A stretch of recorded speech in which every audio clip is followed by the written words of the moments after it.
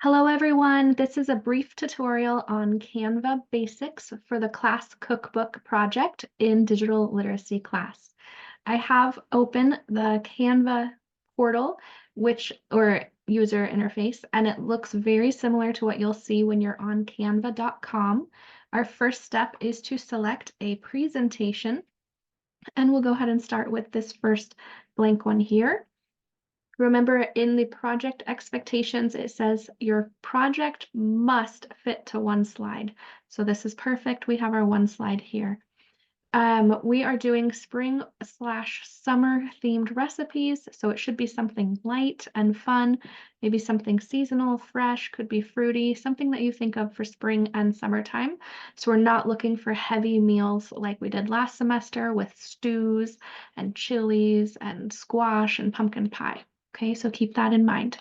The recipe that I've chosen for this assignment demonstration is key lime pie. My apologies, there are a lot of ads on this website, but it's a good recipe for us to use.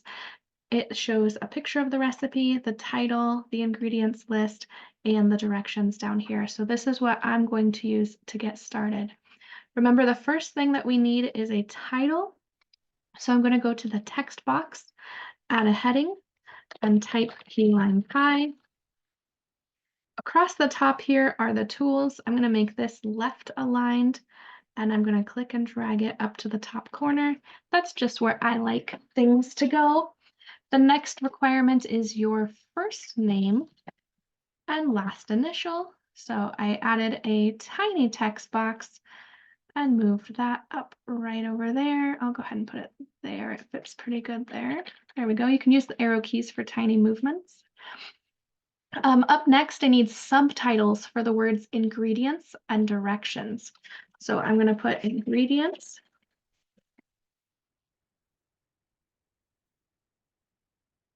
And another one for the word directions. All of these are defaulting to centered, so I'm just switching them back to left aligned. There we go. The next thing I need are a bullet point list for my ingredients with their quantities. So what I'm going to do, this recipe is a little bit tricky the way they have it formatted. They've got two columns of ingredients.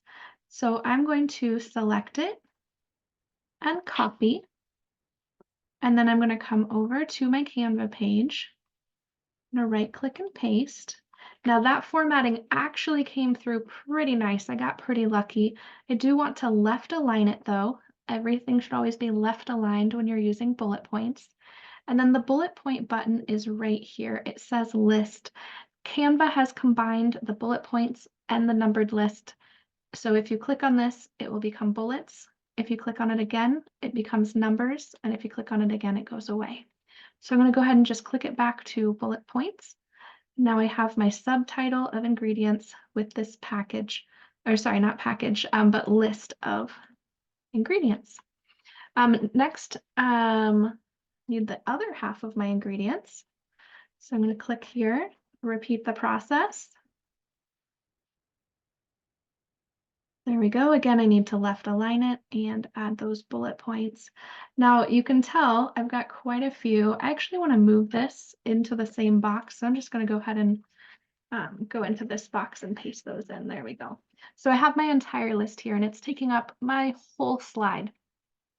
In this assignment, you can use text size 18 or larger, and right now it's 34. So I can actually make that quite a bit smaller by clicking up here. And I'm going to go with size 20 so that it's not tiny, still legible, especially if I zoom in a little bit down here. I'm only at 33%, right? There we go. I can zoom in. So now I can still see everything. It's nice and organized. It's in bullet points, but it's not taking up my whole entire slide. All right, our next step is to grab those directions. And this recipe, it actually only broke it into two directions.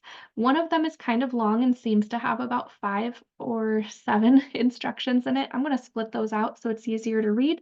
And step 2 is pretty simple.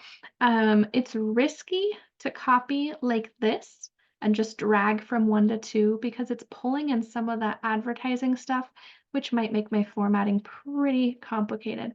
So I'm just going to grab my first instruction and paste it in here and make it size 20 so it matches the other one and make it left aligned. There we go. And then I'm going to give myself some space here, grab the second instruction and put it in there.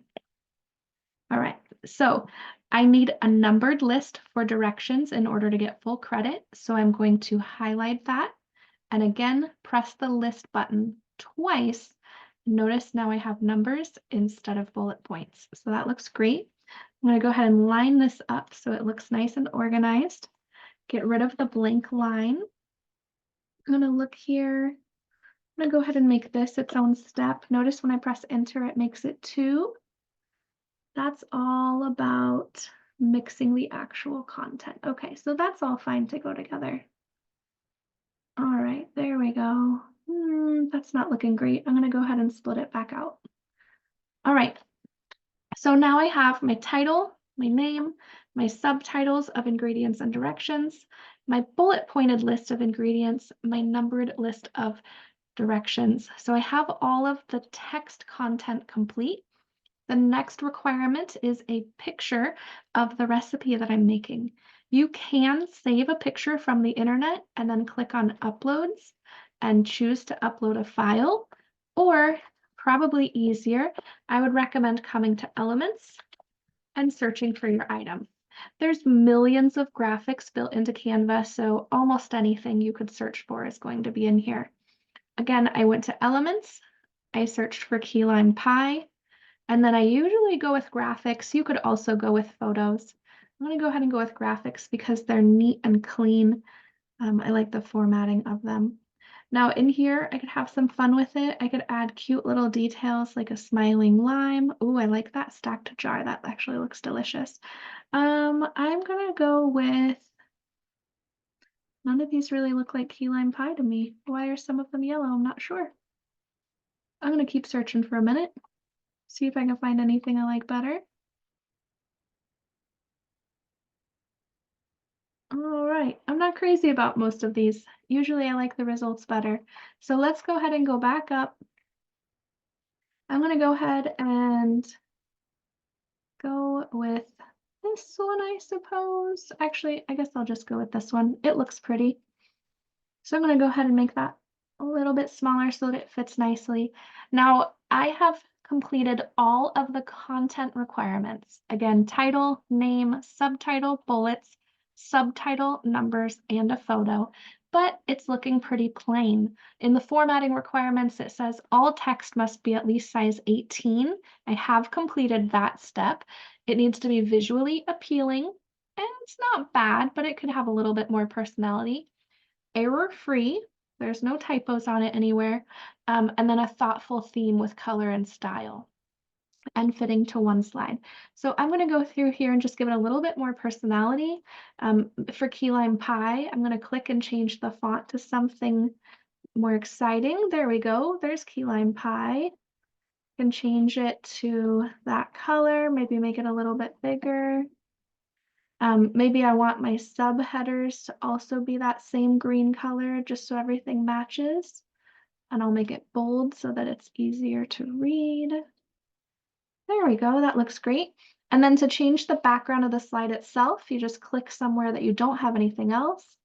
And maybe I want to make it not that same green, but just using that as a starting point. There we go. Key lime pie, perfect. If I wanted to add tiny little details, for example, maybe I wanted to put a little lime slice, teeny tiny little lime slice, I could add those in. It's gonna be pretty tiny to fit on there, but that's kind of a cute little way to make it look unique. Again, I'm using the arrow keys for the tiny movements, or just using the mouse for the big stuff. So now I've got a little lime for ingredients, a little lime for directions, and that is my finished project. When you're done, oh, I'm going to move this over now that my bullet points start there. When you're done, you're going to turn it in as a picture file. The way you do that is press Share, Download, make sure it's set to PNG, and then press Download. You should see it pop up down here in the corner, and then it will pop up again and ask you what you want to save it as. And that will be saved in your Downloads folder, so you can go to the OLS and turn it in. All right, thank you so much for watching. I hope that helps. Have a great day.